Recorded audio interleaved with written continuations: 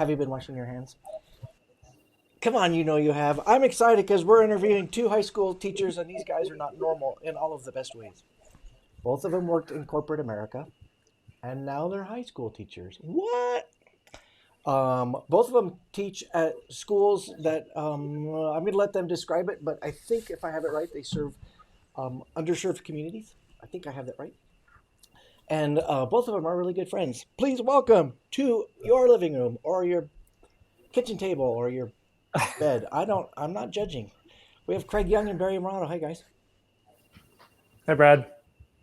Thank you for being here. Thank you for saying yes. So, I'm so stoked to have you here because my plan really is to ask you about what is it really like.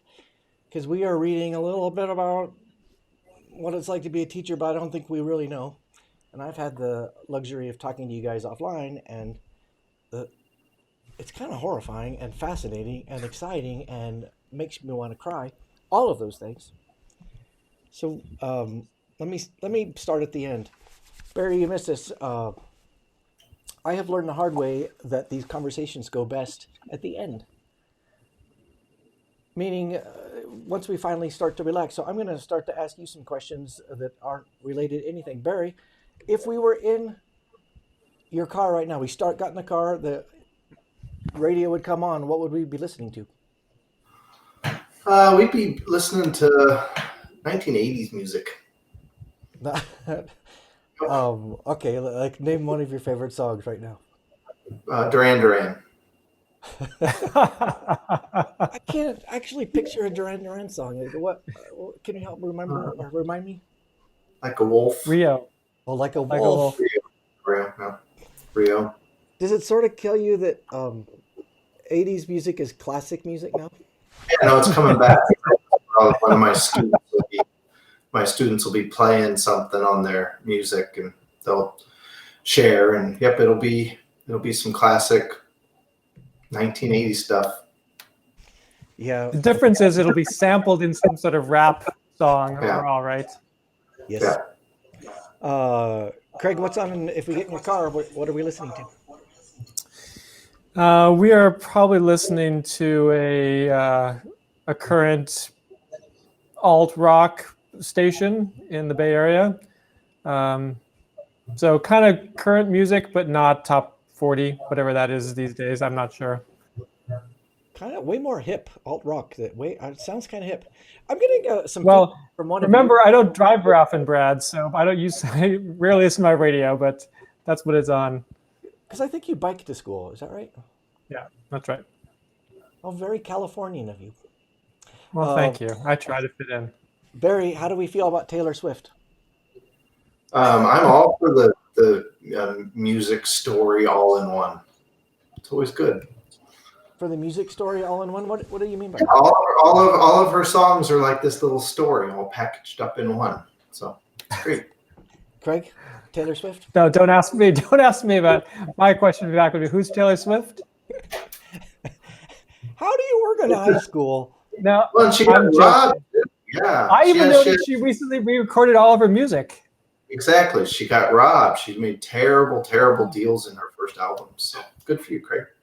You're only reading. I couldn't tell you what any of the music is, but I know she's re-recorded it. Craig, what's your favorite hot sauce? Hot sauce? Yeah. That was like this. Whoa.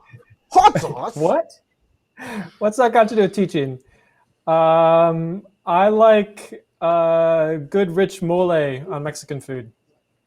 Oh, a very non-traditional and peppy answer. Nice. Well done. Mole. All right, good. How about this from both of you? No. My turn. Mrs. Renfro's green salsa. Is that a thing? Mm-hmm. Did you make that up? Mm-mm. It's very good. It's in the grocery store. National distribution, Mrs. Renfro's. All right, I'm writing it down. Did you have a hand in marketing that, Barry? I didn't, but I'll get behind her. I wrote it down. Is it like a salsa or more of a Tabasco type hot sauce? They got both. I love the green chili. They got a fantastic little habanero. Can like a you eat peach habanero? habanero. Yeah. Habanero, Tumas. Yeah. Craig, what was the first time that you realized you're actually good at teaching? The first time.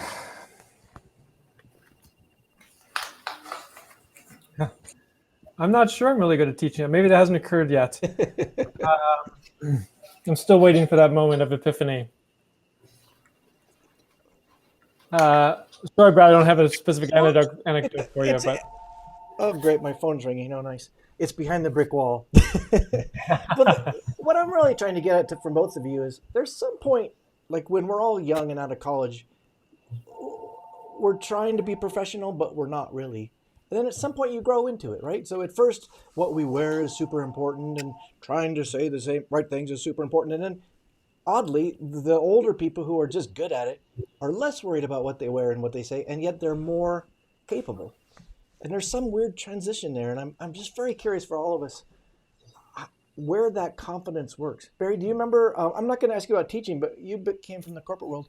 Do you remember when you Yeah. first realized I don't suck? I'm actually good at this. Yeah, and there's that kind of that moment where you've crossed over, and I strongly believe in that 10,000 hour rule.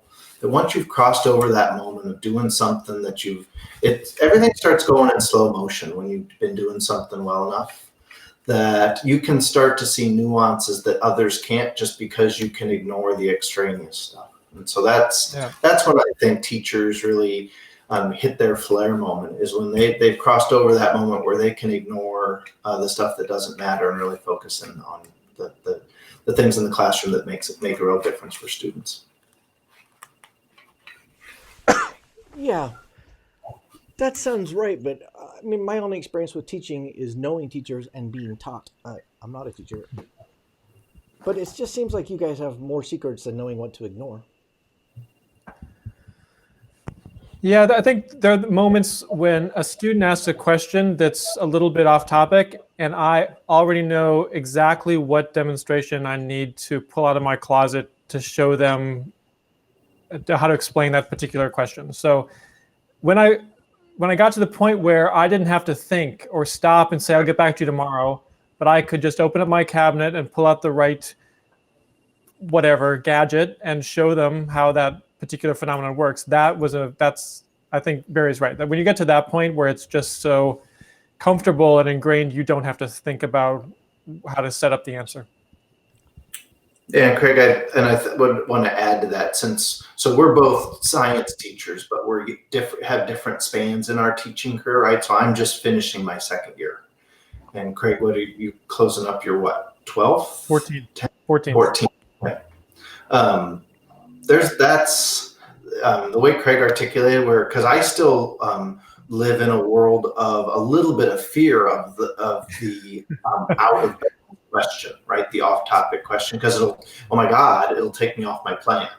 And then that's where you can see just great teaching happens when a student or a set of students go down a path that you're ready for. It might completely change what you're going to do for the day, but you're in a position where you can embrace that.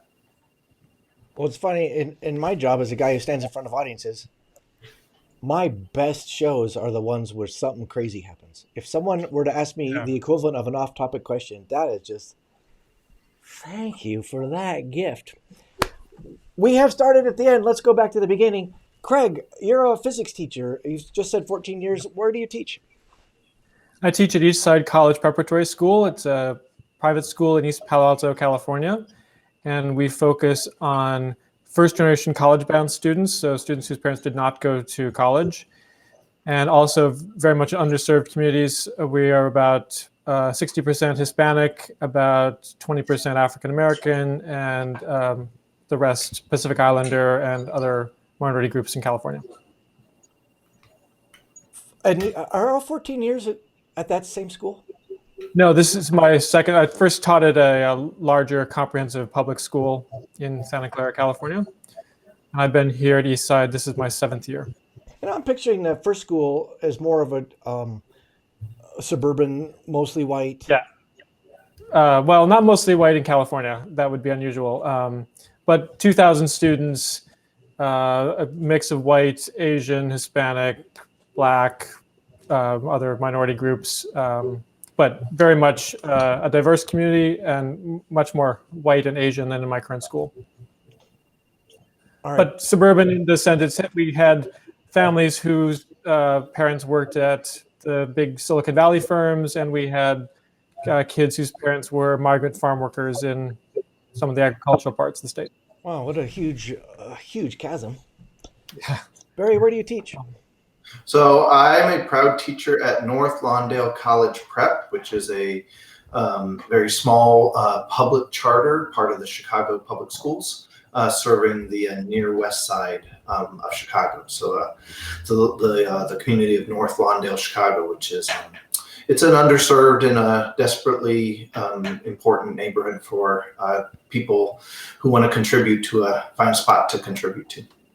And I'm based on what you've told me in the past, your kids are similar to Craig's in that they would mostly be first generation college kids if they make it that far. Yeah, in general, we don't. That would generally be the population that we're serving. All right, so let's just summarize to this point. Both of you started in the corporate world. You're both teaching for the kids who need good teachers the most. What are you guys, Mother Teresa? Come on. You guys win every cocktail party conversation when it comes to what do you do? But come on, like, well, I'm in sales. What do you do? I sell chips for computers. What do you do? I'm a hero. Well, thank you, Brad. But what do you want us to say to that? I get a little bit. It's a little bit awkward when people say, "Oh, thank you so much for being a teacher." It's like, well, I do it. I do it because I enjoy it and I get something out of it too. And I'm not completely selfless in this career. I chose it because it makes me feel good to give back, and also I enjoy the moments where the light bulbs go on, and I enjoy seeing kids understand something they did not understand yesterday. Yep. Hero. Well, you know, we all have friends who work in sales and work in healthcare and work in wherever else, and they're heroic as well. But there's something amazing about you quit a job with bigger money and maybe even higher in the social pecking order, because teachers, my gut says that you guys you're not up there with doctors somehow when we talk about amazing careers. Crazy, isn't it? I think so. Barry, why in the world are you teaching right now? Well, I'm teaching because that's as my corporate career progressed. I started figuring out that the time I was enjoying the most was when I was actually teaching and mentoring younger career professionals. That, again, I had done that for about 15 years, and I could see the project on, and I could see further down the road and further down the path than these great little assistant brand managers could. And I enjoyed teaching, and particularly enjoyed the ones that would make the time and listen to the counsel, and found that once I had the ability to be able to do that,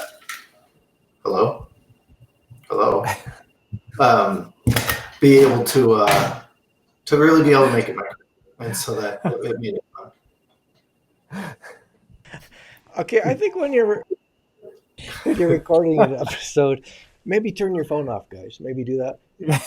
Okay. Oh, it's my phone. It's my phone. It's my phone. I got that. Craig, are you a similar path in that you found yourself teaching? Because I don't sense you're going to say that. No. I got to a point in my career where I didn't feel satisfaction from what I was doing. I was a business consultant prior to being a teacher, and I was working for Fortune 500 companies and helping them add a few pennies to their stock price, and maybe helping them get their products out to their customers faster, more efficiently. And just didn't, it was a wonderful career, and I learned a lot, and I met a lot of wonderful people, and I really enjoyed how much it pushed me to learn new things when I first got into it. But I did that for about 17 years. And after that, I was like, well, this doesn't really feel interesting anymore. Yeah, you're single-handedly responsible for why I can't watch Bambi when I want to watch Bambi. Yes, I am single-handedly responsible for that. Yes, for controlling Disney's supply chain. Yeah, right. So for me, it was actually it was kind of a moment of I want to do something more fulfilling, and I think the three of us were really fortunate in our education, our public school education that we had in Denver, and I have always remembered fondly the teachers who helped us get to where we were. So I thought I would try to do the same for other students. Well, I think you're both very impressive. Um, Here we are in a time where I don't know if you've read the news, but there is a worldwide pandemic. How Really? has this has this changed your teaching jobs at all? What's it like?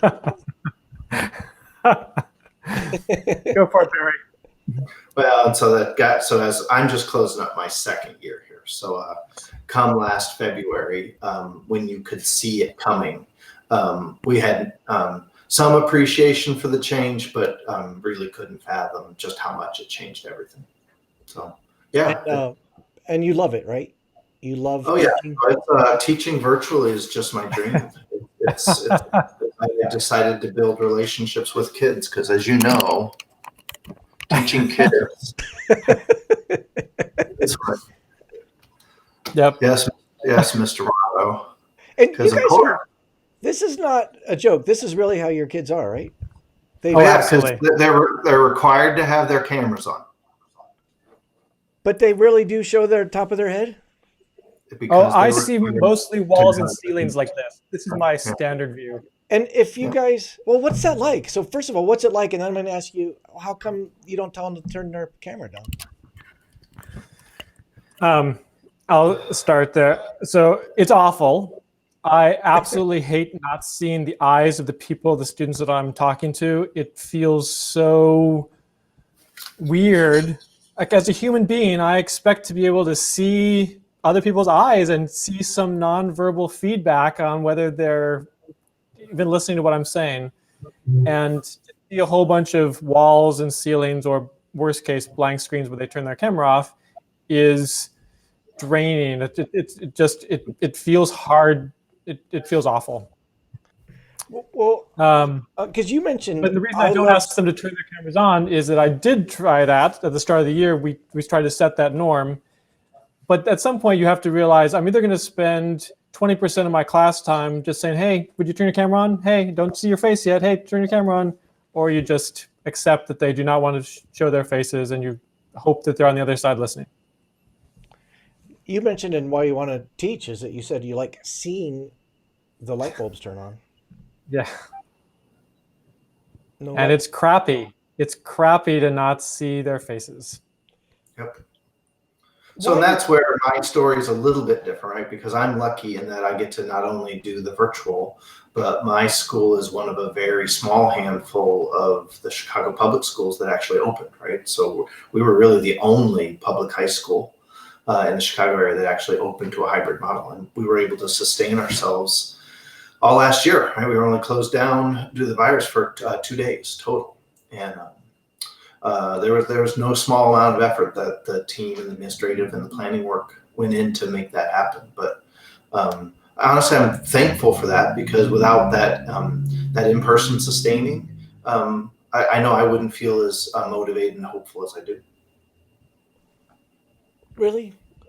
I'd like to call bullshit. Meaning, it must be, you must just end the day, at least sometimes going, I hate my job. I know that if I was doing just virtual teaching, I would end my day more frequently that way than loving it. But the in-person is what's sustaining me, right? Because since I only got a flavor for that in my first half of a year. And the fact that I get to keep doing it helps me know that there's hope on the other side of this thing, right? Kids are kids. They're resilient. There's all going to have, we can talk about the gaps that they're going to have, and it'll be a generation full of gaps. But there's hope. But I would not sign up for this job as it is now. No, this is not Like we've been fully virtual since March. We had a 3-day weekend to go from teaching in class to teaching on Zoom, and that's it. I have not seen. So I teach ninth graders. I've not seen any of them this year, other than through a Zoom camera. I think for most of them, if I passed them on the street, I would not know who they were. I'm afraid that when they're on campus, hopefully, then they're on campus next year. Fingers crossed. I'm still not going to know most of them because I don't have nearly the kind of relationship that I would from hanging out with them between classes or seeing them during lunch or running into them around campus. Without that interaction, it's just a completely different experience, and it's not one that I particularly enjoy. Well, just a little power tip. When they come back, if you can't recognize them, say, everyone hold your notebook up like this so I can Right, yeah. so you look more familiar. Oh, you're the one with that hairline, yes. Well, so both of you came to teaching on purpose as opposed to accidentally picked it when you were 16 or something. Now teaching, you said you wouldn't come to it now. Do you have regrets? Do you sort of want to get out? Oh, no, I wouldn't come to it as a distance learning in this mode. I think I'm still happy to be teaching in person when we get back to that, but I very much hope I don't have to do another year of distance learning. It's just draining. But I'm asking you if you've thought about quitting or sabbaticaling or something. I have. I've been doing it for 14 years, 13 and a half years, going on 14.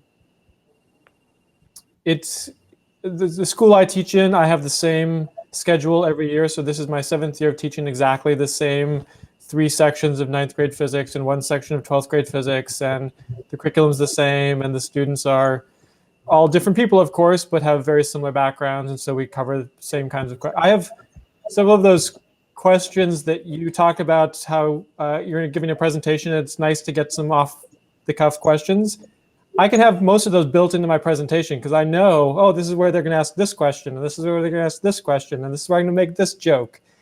And after 7 years of the same questions and the same jokes and the same presentation, yeah, it's not as fresh as it used to be. And I don't want to be a teacher who is just delivering the content. I'd still like to be engaged and interested in my students and making sure that they're learning stuff that's good for them. And so I worry about getting in too big of a rut. Barry, have you thought about quitting? Yeah, no, it's dauntingly difficult work in this pandemic environment. And if I felt like there were years of virtual teaching in front of us, I'd probably reconsider because I'm not as good of a virtual teacher as I am an in-person teacher and haven't had the time to build that skill. And it's just not as fulfilling, right? You just don't develop the relationships the same way. So yeah, in this pandemic environment, I think about it frequently, but it won't. And I'm hopeful that the reason I joined will reemerge as we hopefully have some brighter days. Yeah. You guys are afraid your principals are watching. Yeah. No, I've said I've been thinking about quitting, right? No, it's hard, right? It's hard. Well, I just can't imagine any teacher not thinking about do I have an option here? And how good is that other option? Because this one is not fun. Yeah, no, I honestly don't know any teacher. All the teachers I know and all my family members who are teachers are describing this as their most challenging years. Well, it's something we're seeing, through multiple industries is we're just losing a lot of talent. And like, for example, in healthcare, people are saying, this is not fun. I'm out. So let's talk about the kids. And I did ask you guys to come with an anecdote or a story, so I'll plant that seed. But I want to ask you if the kids are learning anything. And here's what I know. You're teachers, so of course you're biased to say, well, heck yeah, because I'm their teacher. But also, I know that I read an article years ago about this physics teacher at Harvard who studied his kids after some time teaching and discovered they weren't learning that much. So I'm just planting the seed that it's possible that kids are passing tests and yet not learning anything. And I also suspect that there's fewer people passing the same test this year. So having said that, are your kids learning anything? Yes. So of course, they're learning something. I would say they're not learning as much as in-person classes. I do have concerns about the durability of their knowledge and whether they are learning it more for a test than they would otherwise. But I also know that I changed my assessment structure when we went to distance learning, and I knew that I couldn't test on things that were more like rote recall knowledge that they could easily look up on Google Classroom or on Google search engines. So I actually am emphasizing more the critical thinking skills than I would otherwise. I'm having them write more. I'm having them do more things that they can't just look up on a search engine. Because when they're taking tests remotely, I have absolutely no idea what's happening on the other side of that, Yeah. that connection. Well, I hadn't thought about that. That you're dealing with kids who are at a Google page while you talk to them. That makes our old So in a way, I think cheat sheets on your- they might actually be learning better skills because I'm pushing the more complex synthesis type skills and analysis skills that I consider to be harder. And yet, it's because I had to sort of skip over what is the more easy recall type knowledge. Right. Okay, that's a good answer, but it's not at all what I expected. Barry, what do you think? Are they learning? I just, for me, what I can tell you is that the way you have to answer the question is ask it. Well, what do you mean, right? Are they learning? Well, the question is, what are they learning? Because you're still standing in front of them, talking and getting some degree of interaction with a good number of them. And what I have found, at least for this year, is if the measurement and the gauge is how well they're learning, for me, first year chemistry, and that gets measured either in assessments or when they take collegiate level second year chemistry, they're going to struggle. Right? They're not getting interaction of what I could get across in a typical in-person, comprehensive, hands-on laboratory environment chemistry course. But on the flip side, they're getting they know a whole lot more about how viruses work and how our healthcare delivery system works, and working them through supply chain logistics on PPE, and doing a great project on why is an N95 mask so great. And so doing things that weren't part of the normal, but much more applicable, right? And so, yeah, they're learning stuff. It might not be the same list of stuff, but the great thing is, as these kids move on to whatever is their next step, they'll get to fill in the gaps that they need to fill in. They'll figure out what they need. If some of them have figured out, yep, I'm going to need that first year chemistry, I got to know electron configurations, they'll get it caught up. But there's a whole bunch of them that don't need that and will actually maybe just be a little bit more enthralled about just the concept of science because they had a good year. That is the thing I worry about most, is that I can't do all the hands-on demonstrations and activities we would do in my normal 9th grade physics classroom. So while we're talking about science and I'm showing them science, and we're doing some virtual simulations of science, and I even sent home bags of materials so they could do simple science experiments, it's not nearly the same level of engagement in actually taking measurements and analyzing their own data. And that's the thing I worry about the most, because that's so important for learning how science really works. It's just not the same when I give them a data table and say, here are the measurements I took, or here's the video of me taking measurement. Like, it's not the same as having them do it themselves. So I hope we're back in the classroom next year so that they can start catching up on that actual experience with doing their own science. I find myself in the unusual position of wanting to argue with my expert guests.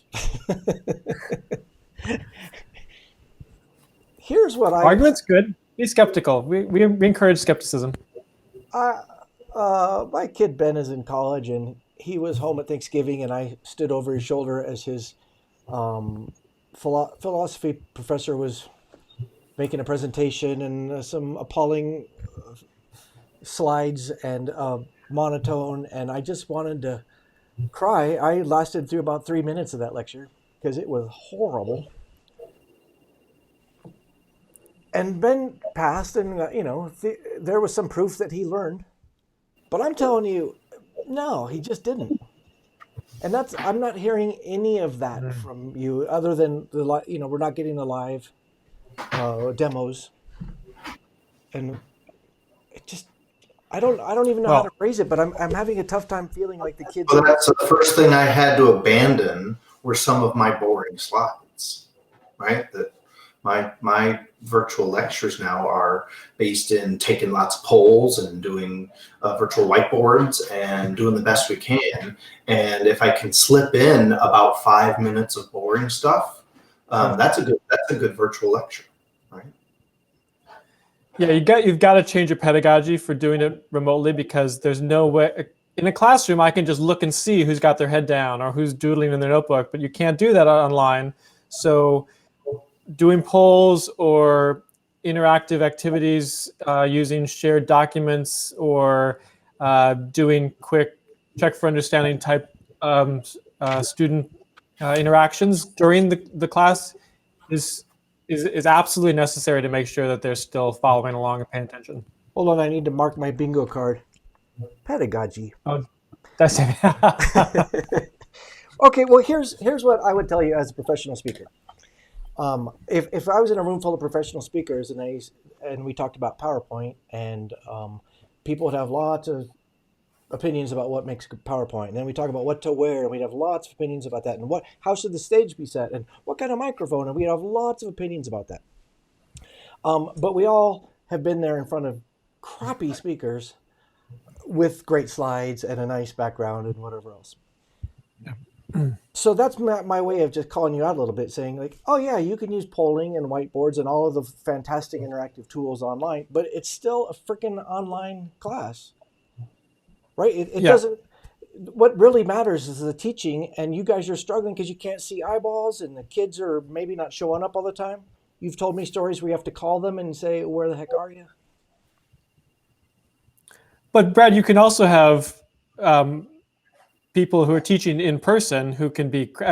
I'm going to guess that philosophy professor would be a crappy teacher in person as well, because if they stood up in front and just droned on for an hour, no matter how good their content and their slides are, that's not going to be good teaching. So, what makes good teaching is different now. But the fact that Barry and I are still trying to make sure that the students are doing something during the lesson and they're not just sitting there passively absorbing it, I think that's what the good teaching looks like in this remote environment. As long as it doesn't really matter that what they're doing is online, as long as they're doing something with the knowledge that we're trying to get them to practice, I think. Yeah, sure. There's 30 kids on my roster that I never met. It's disappointing. It's horrible, right? It hurts inside, right? Because they have not come. They didn't come. And then I've got another 30 or so that I know their name because they would log in, but their screen would be black the whole time, right? And it's difficult, right? And you do your best. You reach out to the parents and see if you can reach a guardian or a parent to see if you can engage it. But you have to come to peace with that. That's something for me that was the hardest part about this virtual year, is coming to the peace that there's a large, there's always going to be a few kids you don't reach in any given year, but in this virtual year, there's many more. Yep. I have 3 or 4 students that log into my class every single class period. It's amazing. I don't know why they even bother, because they log in, cameras off. When class ends, they're still logged in, and I'm pretty sure they don't even know the class is over with. So I don't know what they've been doing during this time, but they take the time to log in, have turned in no work, don't turn in the tests, and yet for some reason they're getting out of bed and hitting the login button and then maybe going back to bed. But it's kind of weird. That's all I really know about them. I know their names, and I know that they're at least going to be logged in. Whether they're there, I don't know. And when you call them out and say, "Hey, Jimmy, what's the answer to that question?" Silence. Yep. So I keep them on my roster. I want to give them the benefit of the doubt, and I'll say, "Jimmy, Jimmy, are you there, Jimmy?" And I give them about 45 seconds and then I move on. Yep.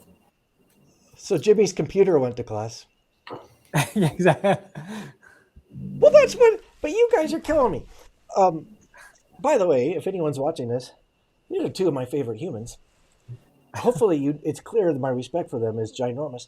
But I'm asking you if they're learning anything, and I'm just hearing that a huge percentage of your kids aren't there, and then another percentage are there, but they're not there. Not huge percentage. For me, it's very small. So I have 3 or 4 students like this. Almost all of my students are logging in and they're doing activities during class and they're submitting their work and their homework and they're doing well on the test. So for me, I know I'm in a special school. It's not a public school. It's private, and there's families who've signed up for a college prep education. But I'm amazed at how many of my students actually are coming to class and doing all their assignments and doing well and trying to get the best out of the situation, even when there are days that I can see that they have to feed their younger siblings during class, or they chat me, hey Craig, I need to go help my mom with her groceries. Or like they're doing a lot of stuff at home besides just trying to go to school, and it's so impressive that so many of them are really trying to get the most out of it and still trying to get the best education they can in this really, really, really challenging environment.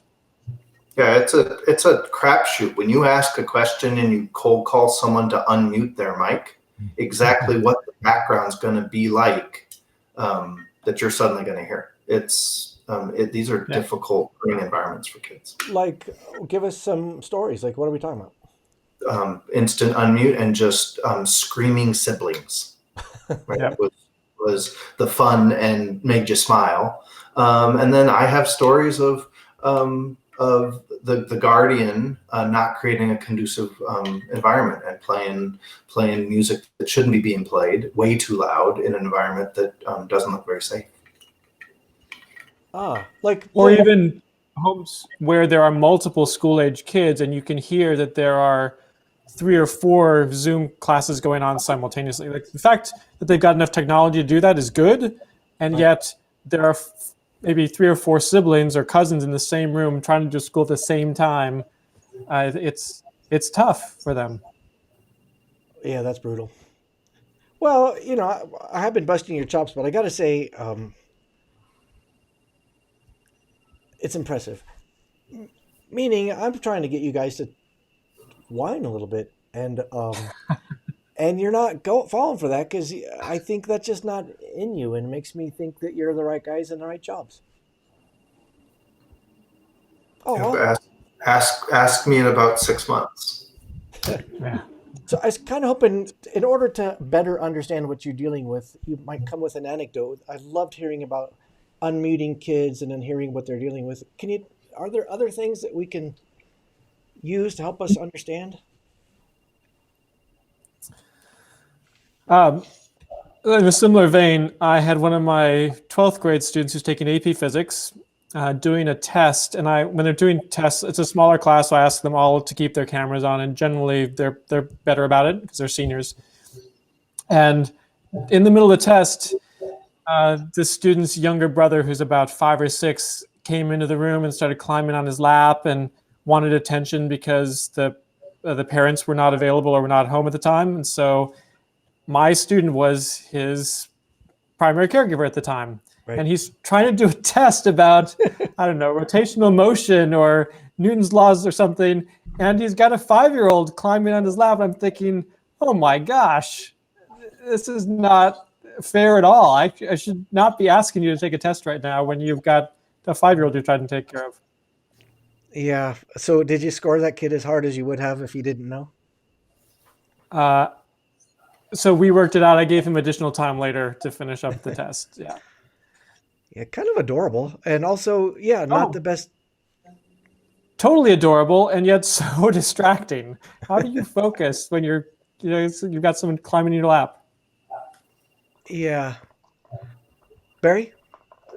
Well, my fun story is those moments where I got to go off script, right? Where I got to go non-chemistry, and The best example of that is I'm lucky that I'm married to a really smart woman who happens to know a lot about epidemiology. And so my wife, who is the dean of the School of Public Health and Health Services here at Loyola, made me really smart about the pandemic before virtually anybody. She sat her family down in, what was it? It was early February of last year to get us ready and to start talking about emergency preparedness. And her middle daughter basically responded, "Mom, are you trying to scare us?" And the answer was yes. And this was, gotta remember, when did you learn about this, right? Because this is the first week of February last year.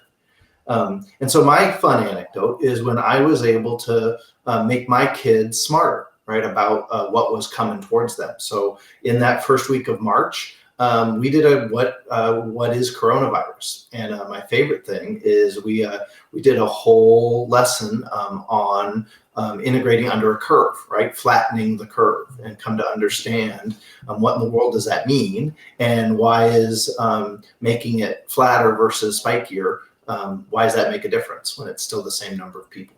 And those are fun stories, right, when you got to teach them something that was important but really topical.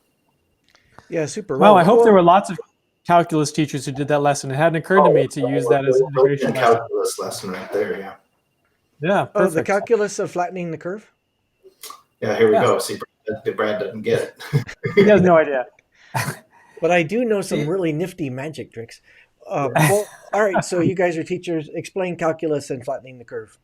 It just means it's when you flatten the curve, you didn't change how many people got sick. The same number of people, the same area under the curve exists. It's the same number of people getting sick. It's just how many people get sick at the same time. It was that thing about find the volume, the maximum volume of this certain. Yes. They're called integrals, Brad. Who says I didn't get a C in calculus? Nobody says that. Wait, Barry, did you do his homework, or was that me for a calculus class? I don't remember. Well, I think I did more of his physics than you did. Okay. What do you say to your kids who say about physics and about chemistry and about calculus? Aside from flattening the curve, I'm never going to use this because I took calculus and I'm pretty sure I've never used it, and I'm not certain I've missed it. So, what do you say to those guys? Hang in there with me. We're going to have a fun year, and I'm going to show you a bunch of stuff that you're going to have no idea was actually chemistry. That's a good answer. Yeah, like on the second day, bringing dry ice to class. Right, dry ice is just magical, right? And it's all chemistry. It's all chemistry.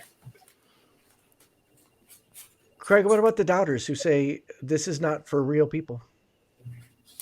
So my focus is on making them aware of what science is and how we can answer questions through science. And if you're skeptical, that's great, but at some point we have to collect some evidence and see how that informs our decisions. So in my first class, I dropped pieces of paper flat or crumpled up to show them how things fall at different rates based on surface area, or that the mass does or does not affect the falling rate. And as I mentioned earlier, I like to do a lot of little quick demos during class, and it's those sorts of things I think that engage them, whether they remember that specific lesson or not. I hope what they remember is, oh, I can investigate this for myself, and I know there's a way to find an answer. I don't have to just trust something that I saw on the internet or something that someone told me. And that's actually when I have the most fun in my class, is when someone brings in something on a Monday or a Tuesday morning, like, Craig, I saw this on a YouTube video over the weekend. How does this work?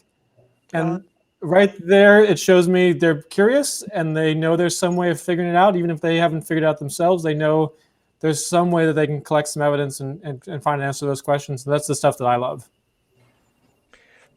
Good answer. And yet, I'm not sure it answered the question, meaning I just love pushing these guys.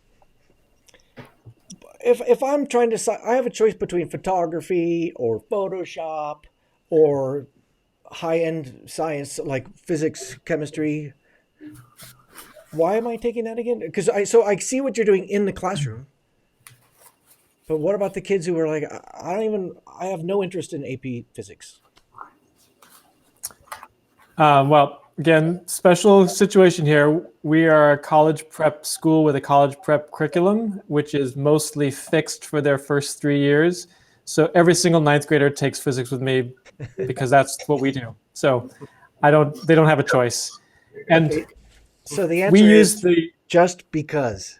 as we said so, yes, exactly. Which by the way is good enough for me.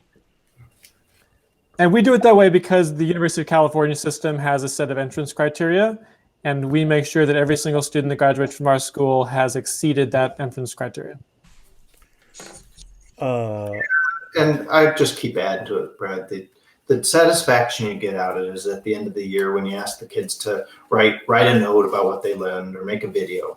When you get the videos and the kids just basically said, you know what, at the end of the day, you made me feel like a scientist.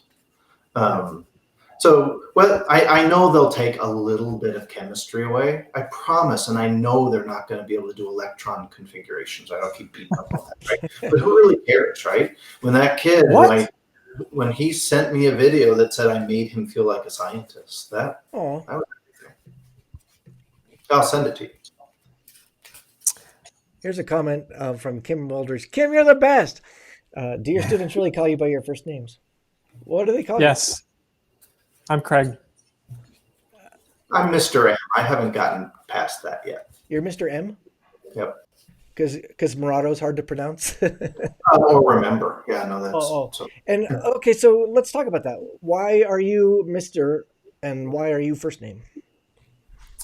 It's our school culture. I was Mr. Young at the public school that I worked at first, and at this school, ever since it was founded 22 years ago, the principal has been on a first name basis with the students. And so he asked all of us to be on a first name basis with the student as well. And I got to tell you, that first year I came to the school and students were calling me Craig. I'm like, what? How dare you? I'm Mr. Oh, no, wait, I guess I am Craig. Yeah. Which do you like better since you've experienced both? I gotta say, I kind of miss some of the implied respect with the Mr. Young title. I certainly understand. Given our students' backgrounds, we want to encourage them to be able to develop relationships with their teachers. So when they get to college, they're not afraid of office hours and not viewing professors as people who are unapproachable. So that's part of our reason for wanting to treat us like peers. But yeah, I'm a little bit more traditional. I would kind of like to be Mr. Young, I think. Is that an age thing? Because we're all the same age. Could be. Like, I would never, ever have called any of my teachers by their first. I can't even imagine. I know. Like, you know, one of our English teachers was a neighbor of mine, and I still have a hard time calling her by her first name years later. Yeah, I hear you. And Barry, I'm assuming the same Reddit. What Craig's talking about is the same reason you're Mr. M, right?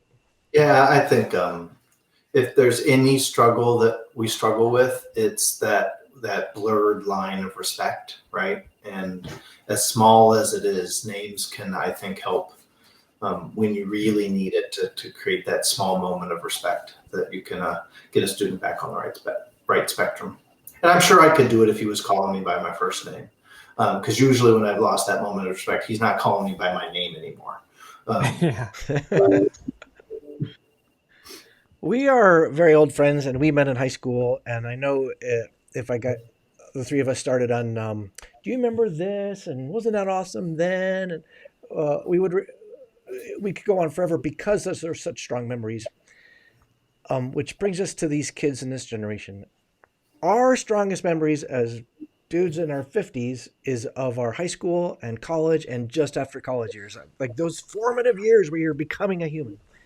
And here these kids are in your classes, and these are the years they're going to remember, yet they're having such a messed up year. Are they going to be able to recover from this? Yes. Yeah. I mean, it would be different if it were 4 years of this, and I certainly hope that is not the case. Missing high school prom and high school graduations as we did in the spring, it seems so traumatic at the time because it's one of the biggest events that they've ever had in their lives. But in 4 years, I don't remember my high school graduation ceremony at all. I remember the party I went to afterwards, but I don't remember the ceremony. I, you know, I think they will get over it. It seems traumatic now for them, but I think in hindsight, it will not be that big a deal. What do you think, Mr. M? I agree. I think, as I said a little bit earlier, I think there are going to be some gaps in their educational base that future teachers will discover. And the great news is those a little bit of patchwork is going to be what all of us are going to have to do, right? So if I continue to be a 9th or 10th grade science teacher for the next good 6 years, I'm going to be watching for little patches that I got to do, that I can see a spot that, oh, there it is. There's 2020. So I think the educational piece, I do worry about, especially with a whole other year of this, the social emotional stuff, that they really are missing some of the real important social growth things that come with existing in that type of young adult environment. And we need to get them back to school, because that's not something you can duplicate online. I worry about that more for not our students, but for the younger students, the elementary, middle school students. I can't even imagine trying to do elementary school virtually. I have so much respect for those elementary school teachers who are making that work, because it's hard with high school students who are mostly self-sufficient. I can't imagine with 7, 8, 9-year-olds. So they really are doing the incredible work. Yeah. Oh, I think it's just really hard, period. I was reading this article a couple days ago that teachers like you already have to deal with a chasm. So even though you might have and when I went to high school, there was the college track and the everyday track, or I don't remember what it was called. So there's already some differentiation, but the article was talking about how future teachers are going to have to deal with big gaps in any given class, because these kids might have had the right technology and maybe their parents rode them, and for whatever reason they learned the stuff, and the kid right next to him missed a huge portion of that. Is that something you worry about? You mentioned kind of filling in that little patch, Barry. Yeah, no, it's something.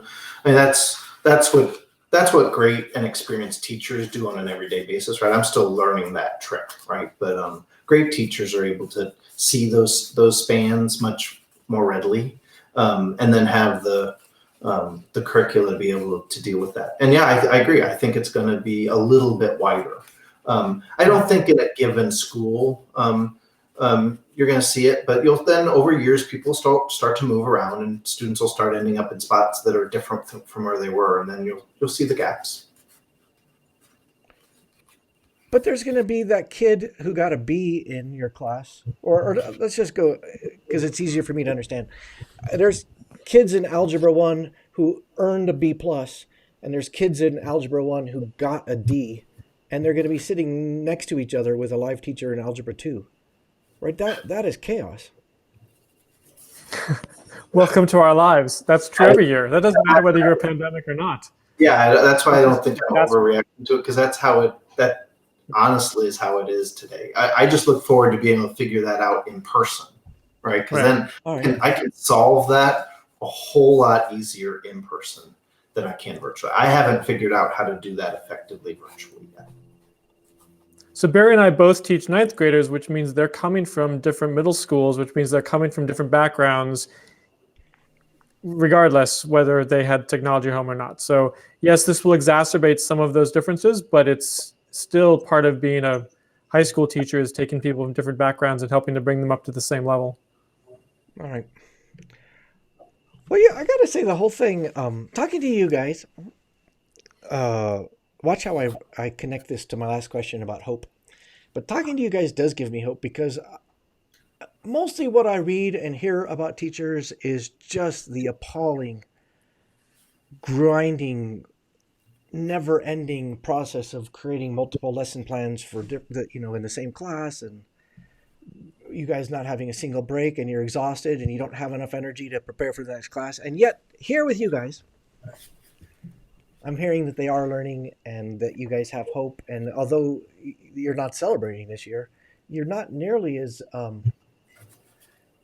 you're not running around with your hair on fire. Well, You're talking to us on our 6th day off. Everything's great now. yeah. Okay. Yeah. And my hair was on fire. That's why it's all gone, Brad. But I guess that makes me really happy. And it does also, another thing that gives me hope is you guys are very impressive to me in that you had jobs that, although I don't know the numbers, I'm positive paid you more before than when you became teachers. And you voluntarily left those jobs and those 401k plans and whatever else to say, I want to help people. And having that gives me hope.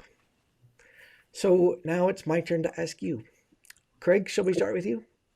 Craig Young, high school teacher, physics teacher. What gives you hope? I mentioned it earlier, the fact that so many students are making the best effort to get the most out of this environment, as crappy as it can be some days. The students who log in and keep their cameras on and turn in their homework and ask questions during class. And I think the thing that gives me hope the most is that I still have students who come to class Monday morning and say, Craig, can you explain this weird YouTube video I saw? And that shows me that they're still having some sort of experience where they're curious about the world and they want to know more. And as long as they can maintain that curiosity, they'll be fine. It might take them a little bit longer to fill in those gaps Barry mentioned, but they're trying to get the most out of it, and they will.